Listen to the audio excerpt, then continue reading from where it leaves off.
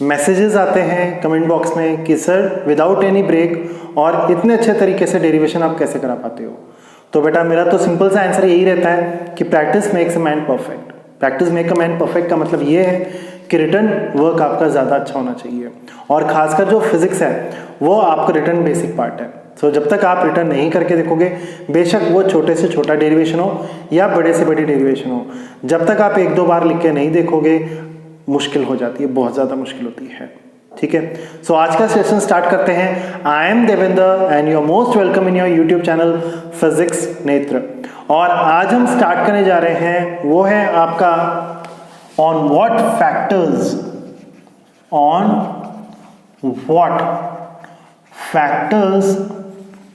does the resistance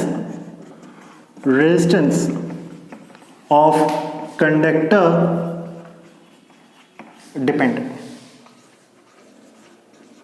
On what factors does the resistance of conductor depends? अब जैसे simple सी बात है, एक एक्टिविटी लेते हैं। ये हमारे पास एक मेटेलिक रॉड है जिसकी लेंथ L है। ओके, अब इसके क्रॉस हमने क्या काम किया, पोटेंशियल लगाया। यहाँ पे हमने क्या काम किया, स्विच लगा दिया, और यहाँ पे हमने क्या कर दिया, बल्ब लगा दिया।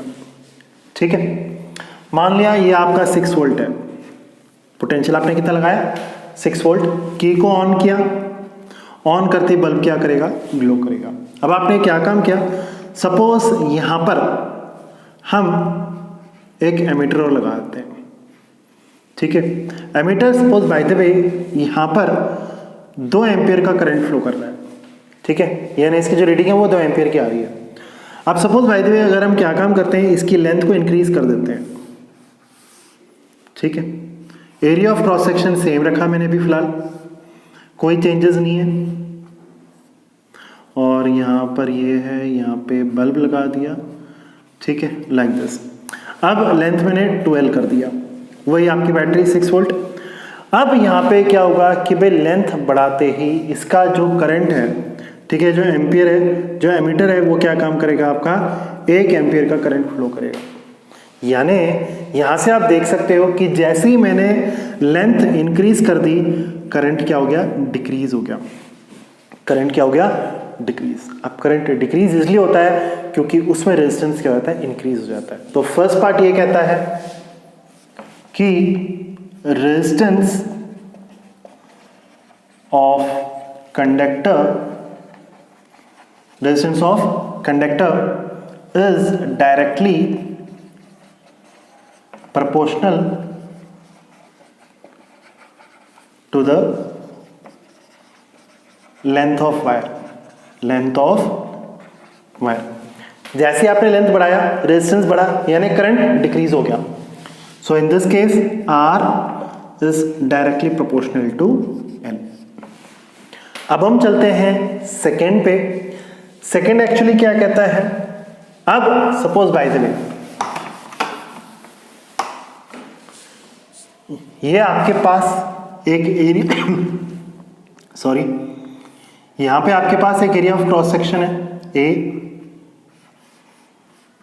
ये 6 वोल्ट के साथ ही यहाँ पे एमीटर लगा दिया, यहाँ पे मैंने ये लगा दिया, क्या कहते हैं, स्विच, और यहाँ पर मैंने लगा दिया अगेन वही बल्ब। ठीक है, अब suppose by the way area A है, ठीक है, स्विच को ऑन किया, बल्ब ग्लो करा, यानी अगेन इसको आप मान लेते हैं 2 एम्पियर का करंट इसके अंदर क्या हो रहा है, फ्लो हो रहा है। अब मैंने क्या काम किया, इसके एरिया को थोड़ा सा बढ़ा दिया, कम भी कर सकते हैं, बढ़ा भी सकते हैं। ठीक है, मैंने चलो बढ़ा दिया।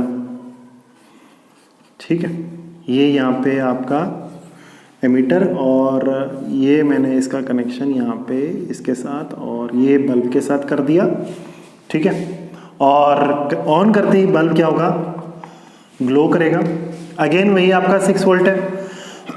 एमीटर क्या काम करेगा, अब आपका 4 एम्पियर का करंट क्या कर रहा है, फ्लो कर रहा है। यहाँ पे एक ही जगह हमने क्या काम किया, डबल ले लिया, इसका एरिया ऑफ क्रॉस सेक्शन क्या ले लिया, डबल ले लिया। Area of cross section double करते ही करंट क्या हो रहा है, बढ़ रहा है। ठीक है, यानी resistance is inversely proportional to the area of cross section. R inversely proportional to area of cross section. अब अगर आप क्या काम कर रहे हैं, एरिया बढ़ा रहे हो तो रेजिस्टेंस कम हो रहा है, एरिया बढ़ा रहे हो तो रेजिस्टेंस क्या हो रहा है, कम हो रहा है, ठीक है। So R is inversely proportional to A। अब ये हुआ आपका इक्वेशन फर्स्ट, ये इक्वेशन आपका 2। तो कहने का अर्थ है from equation first and second, so first और सेकेंड को एक साथ लिखेंगे, R directly proportional to L by A, यानी R, क्योंकि जैसे हम जानते हैं प्रोपोर्शनलिटी साइन हटाते हैं तो एक कांस्टेंट टर्म आता है R is equal to rho L by A, R is equal to rho L by A आ जाता है। अब यहाँ पर जो एक टर्म आपका आ रहा है रो, ये कहलाता है आपका resistivity of conductor, it is known as resistivity of conductor rho. Okay, so ये था आपका टॉपिक, क्या किन किन फैक्टर्स के ऊपर क्या काम कर रहा है, रेजिस्टेंस डिपेंड करता है। अब अगर हम यहां पर स्पेशल केस लें, ठीक है, स्पेशल केस में हमें क्या लेना है कि suppose by the way if L is equal to क्या है, 1 मीटर है, A आपका क्या हो 1 मीटर स्क्वायर हो, A इज इक्वल टू क्या होगा 1 मीटर स्क्वायर, तो R is equal to rho, R is equal to क्या हो जाएगा, रो हो जाएगा, यानी जो रेजिस्टिविटी है मटेरियल की वो किसके इक्विवेलेंट है, आपका रेजिस्टेंस ऑफ मटेरियल के इक्विवेलेंट है। ओके, अब इसी के ऊपर बेस्ड एक न्यूमेरिकल देखते हैं। न्यूमेरिकल ये है कि भाई if the length of wire increased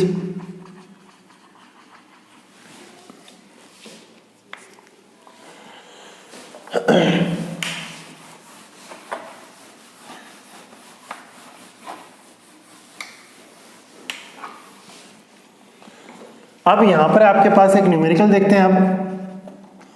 numerical है if the wire is increased, if the wire is increased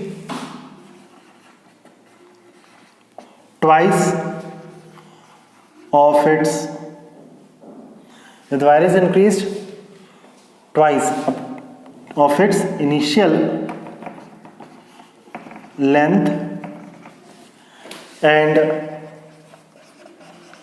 area of cross section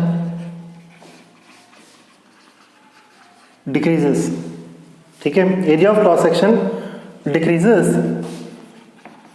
half of its initial area, ठीक है। So how much time the new resistance and resistivity change, ठीक है। सो कहने का है how much time the new resistance and the resistivity change, ठीक है। Solution को देखते हैं, बहुत सिंपल सा एक न्यूमेरिकल है ये, ठीक है, रेजिस्टेंस और रेजिस्टिविटी के रिगार्डिंग। अब यहाँ पे कहा गया है if the wire is increase twice of its initial length, ठीक है। चलो एक बार स्टेटमेंट को हम बाद में देखते हैं। एक रिलेशन था हमारे पास R is equal to rho L by A, जो अभी हमने किया है R is equal to rho L by A. अब यहाँ पे हमने क्या काम किया, ये हमने ओरिजिनल लेंथ है, ठीक है, ये ओरिजिनल रेजिस्टेंस ले लेते हैं, ठीक है, original resistance R is equal to rho L by A ले लेते हैं। अब यहाँ पर क्या है, if the wire is increase twice of its initial length, अब L की जगह हम यहाँ पर हमने क्या काम कर दिया, L dash is equal to हमने कर दिया आपका 2L। जो नया लेंथ आ रहा है वो twice of its initial length है, ठीक है। Area of cross section decreases. अब एरिया ऑफ क्रॉस सेक्शन हमने मान लिया A डैश इनिशियल का क्या हो जाता है half, decreases half of its initial area, A by क्या हो जाएगा 2। सो जो नया रेजिस्टेंस है R डैश वो हो जाएगा आपका रो, इंस्टेड ऑफ राइटिंग L हम क्या लिख सकते हैं 2L। A डैश की जगह हम क्या रख देंगे A बाई 2। सो ये हो जाएगा R dash is equivalent to 4 rho L by A। तो R डैश किसके बराबर हो जाएगा आपका 4R के। R dash is equal to कितना हो जाएगा 4R। 4R का मतलब कि जो रेजिस्टेंस है इंक्रीजेस 4 टाइम्स, ठीक है। यानी जो रेजिस्टेंस है वो क्या होता है 4 टाइम्स इंक्रीज हो जाएगा। अब यहां पर जो नेक्स्ट है the new resistance and resistivity. New resistance हमने निकाल लिया, अब बात करते हैं रेजिस्टिविटी। और रेजिस्टिविटी आप देख सकते हैं रो इज इक्वल टू क्या है R है, रो इज इक्वल टू क्या है R है, यानी ना इसके अंदर L आ रहा है ना ही यहाँ पे क्या आ रहा है A आ रहा है, तो इसलिए resistivity has no change. Resistivity में कोई चेंजेस नहीं है, ओके। सो अगर आपको सेशन अच्छा लगा तो प्लीज लाइक और शेयर कर दीजिएगा, और सब्सक्राइब नहीं कर रखा तो सब्सक्राइब कर दीजिएगा। Thank you and have a nice day.